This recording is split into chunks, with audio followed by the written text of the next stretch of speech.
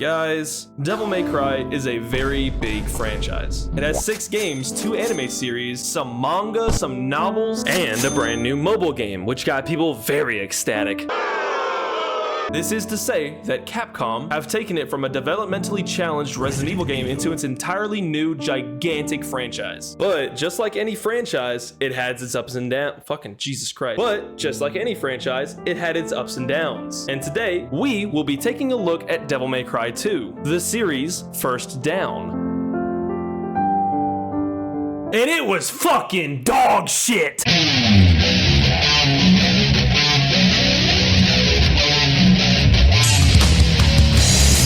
Motherfucker! Haven't gotten hit yet.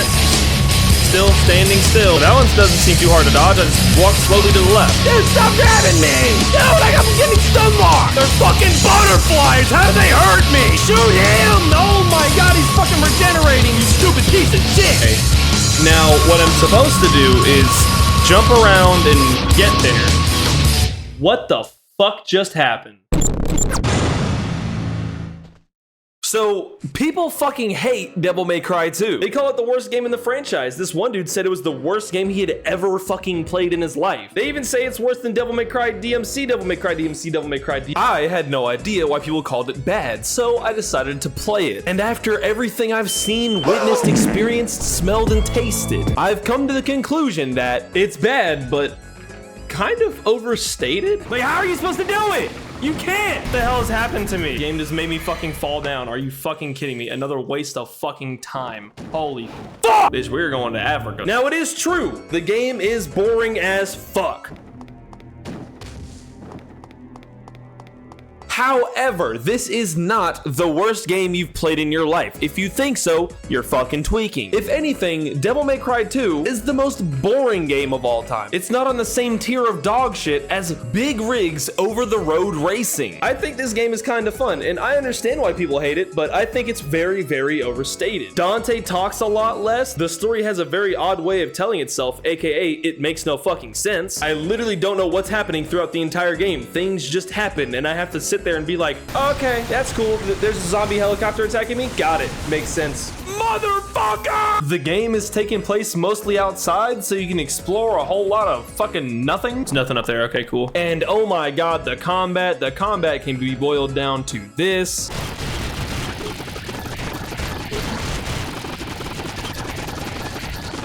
The guns, Ebony and Ivory, oh, I'm sorry, I meant to say handguns, are so fucking strong, they're the only thing you'll ever need throughout the entire game. Like, what do these things do? Shoot magic bullets? Oh, whoa. Why are they not called Ebony and Ivory? They're just called handguns. What the hell is happening here? When I started playing this game, I expected the combo system to be the same, but nope, it's not. It's way worse now. Instead of having timing-based combos, you now have input-based combat. What do I mean by this? I don't really fucking know. You just flick the control stick at the right time and you start a different combo for some reason. I don't understand it. It makes no sense to me. However, when I started, I didn't know that that was a real option. I thought it was just like a random chance that you get one of 4 different combos, and maybe you just had to get lucky. On my hard mode playthrough is when I realized that the combo system is the way it is, and it's dog shit. There also aren't any different weapon types in this game. You just got fucking sword, and sword. And I do have to mention that there were some pretty terrible control issues that I had playing this game. All the cardinal directions, north, south, east, and west, are completely fine, but as soon as I rotate that bitch 90 degrees, it's like this. Oh, you think you're so fucking cool now that you don't have to walk at full speed? Fucking move! This completely fucking ruined the experience I had playing this game. Not that it was too great to begin with, but in the sections where I was limited in time, or I was rushing to do something, like hit this ball and then run across the street to hit this ball, I had to actually switch to my keyboard and play double-fisted, keyboard in one hand, controller in the other hand, just to fucking move properly, man. Now, I haven't looked this up, so it might just be a me thing, but either way, what the fuck? I'm playing with my controller and fucking keyboard right now. For the time. Hit the motherfucker! However, you can fucking roll in this game, which kind of alleviated it because the rolling looks cool and also is kind of functional. If I didn't have these controller issues, the movement would feel so much better in this game. And not only that, I also crash a lot whenever I tab out or whenever I have Task Manager open. This game doesn't like other programs, which is more than likely a problem with the HD collection. But guess what? This game is part of the HD collection, and so is the first one and the third one. So it truly sucks because this game wouldn't be as bad in my opinion if it didn't have these problems. It was also bad in the first game, so keep that in mind too. We'll see how it is on the third game because the third game, surprise, surprise, is in the HD Remastered Collection series thing. I don't know what the fuck it's called. So we'll see. Anyways, it's a shame there's nothing that they took from the first game, put in the second game. Oh wait, the voice acting! What? Yo, did not even get me started on the voice acting. Oh, we got fucking in the first game, dude. Oh my god. I should have been the one to fill your dark soul with light. Oh wait, hold on, dude. Fucking check this, dude. Banana bread, dude. Check this fucking second game. No, my dream, my life. I was going to be the king of this world. King? Yeah. Here's your crown. And down from the heavens he came, God, to give us Aquarius, Don Kringle Mafingledorf III himself. The shittiest character in the world with the best voice acting in the world. But the real best character in the game is Dante. He's just such a fucking edgelord. Everything he says is absolute gold. Granted, he only says like 2 fucking lines throughout the entire game, but holy shit, when you see it, you just cream your pants and come instantly. Crap like that doesn't interest me.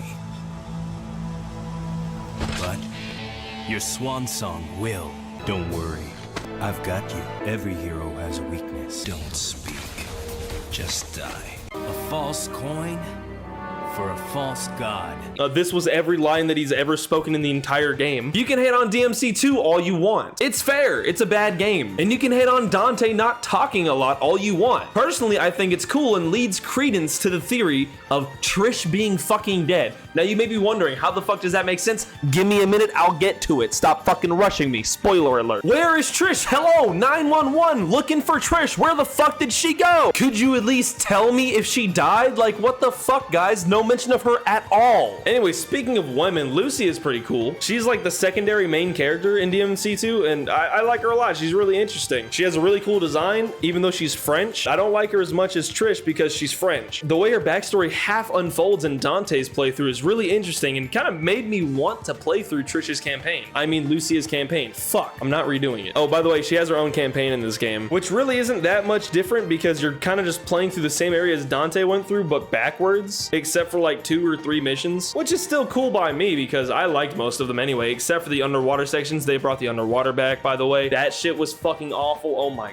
god, it's terrible. Her combat style is actually way more fun to play than Dante's. She can just combo the ever-living shit out of anything she wants because she can do that fucking weird fucking spinning front double kick, that Raiden shit from Mortal Kombat 1. It pretty much just turns everything into a fucking S combo, whether you want it to or not. It's literally an infinite combo, by the way. But like I said, the combat is way easier, which is boring. A game is much more fun when you have a challenge. Constant adversity is the only real way to make sure you, the gamer, feel that sense of progression. I guess it would make sense for Dante if that's the way they were going for, but it doesn't make sense at all for Lucia, who's just some random girl. No spoilers on her backstory yet, but she's actually not just some random girl. But she still shouldn't be able to demolish a bunch of demons like the way she does. Anyway, there was a pretty challenging part in this game. Spoiler alert for a 21-year-old game. The final boss was fucking sick to fight. The story implications of it mean absolutely nothing to me because I don't really care about the story. After I thought I'd beat the final boss, I didn't. There were 2 more. First, we had White Suit McFucked Up Hairline, aka Aquarius Don Kringle Mafingledorf, who has the best line in the entire fucking series. My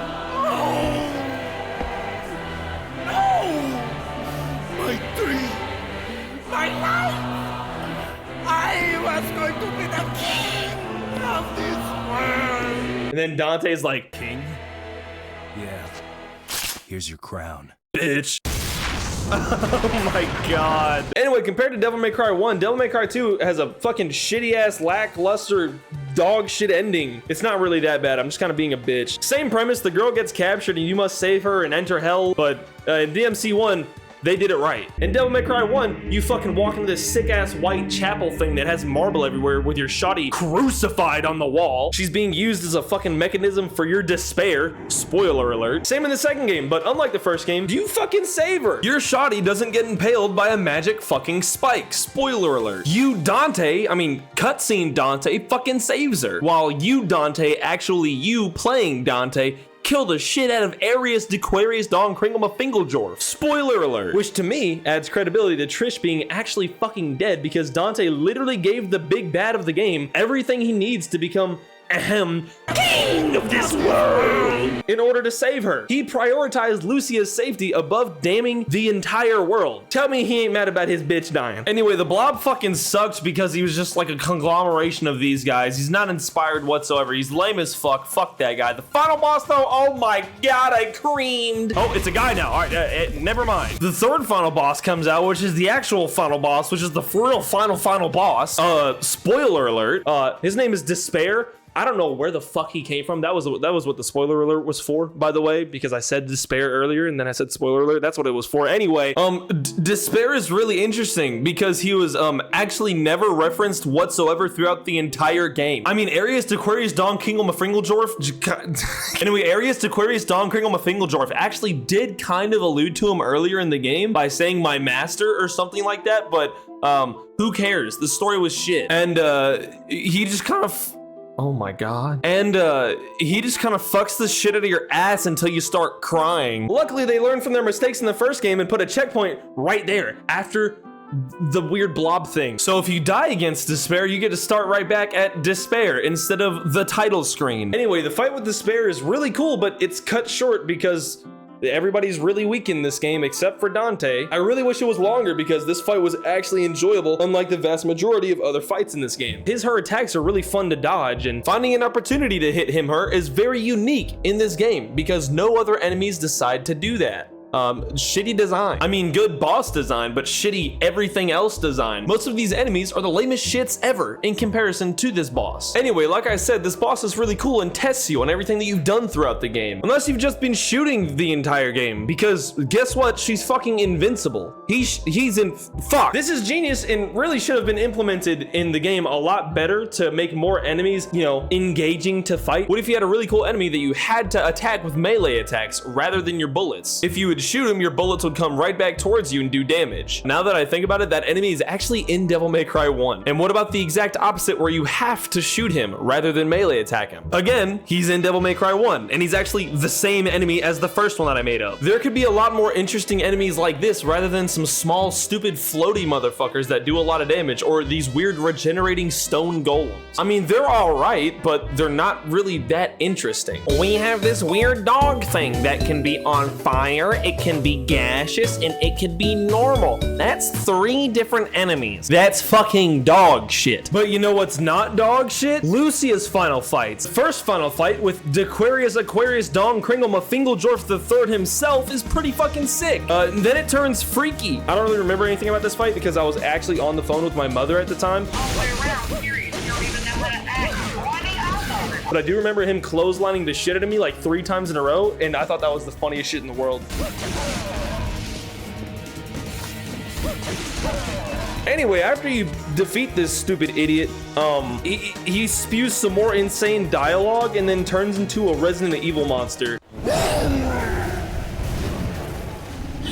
are not human. You are just a monster. A monster that I created. Dante told me. Devils never cry. Weird. Oh, what the fuck? Ah! Anyway, easy fight. I die it, I redo it, I kill him, and then it goes. You must not worry, my dear. I am sure that he will return. Everything is just as it was with Sparta.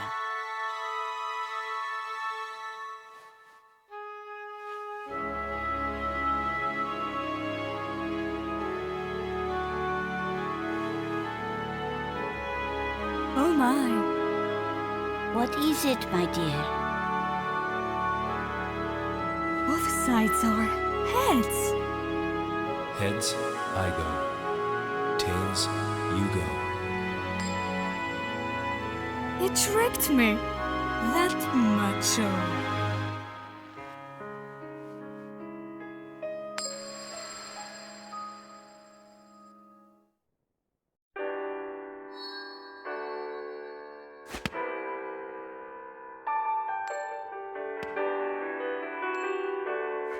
My job is hunting devils.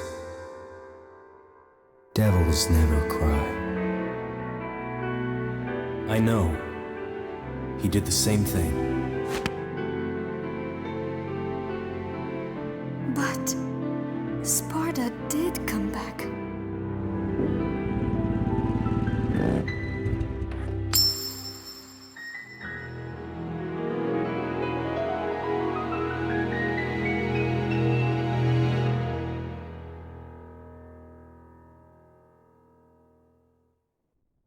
The ending to this game is pretty fucking good. I'm not talking about the climax, I'm talking about the falling action, the one right after the climax, also known as the ending cutscenes. It had a badass villain being defeated by an even more badass main character. It had the somber feeling that Dante might possibly not make it out of hell, just riding his bike for all eternity. And Lucia mourning the possibility of him being dead and never coming back, but still being hopeful that he'll make it back, just like his fucking daddy did. And the cliffhanger at the end had me on my hands and knees begging God for the answer of who was on that bike outside Devil May Cry HQ, which makes me even more upset that they fucked up the story so bad. They had the potential to make a very, very amazing story, but they squandered it. And it's not like they took that potential and made the combat extremely good or anything like that. Everything's kind of bad. Everything is kind of squandered. In Devil May Cry 1, aka DMC 1, there was such a large variety of enemies. And by that I mean like 7, but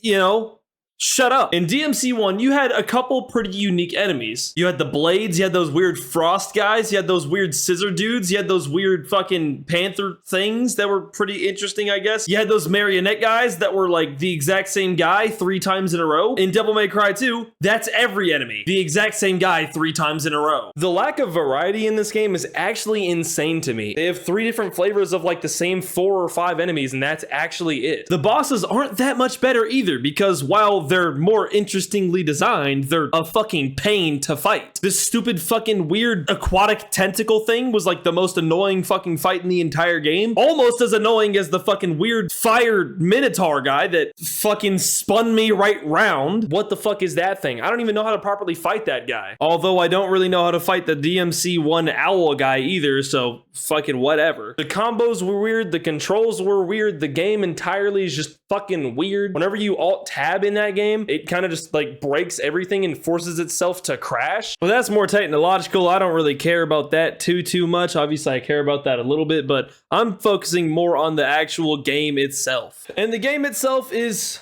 like I said, pretty disappointing. If you're a really big fan of Devil May Cry as a series, or just getting into it for the first time, it does a lot more things right than people give it credit for. Obviously, it's not the greatest game of all time, but it is an enjoyable experience for the most part. I would only recommend you play this game just to say that you have played it. Anyway, thank you for watching this YouTube video. If you liked it,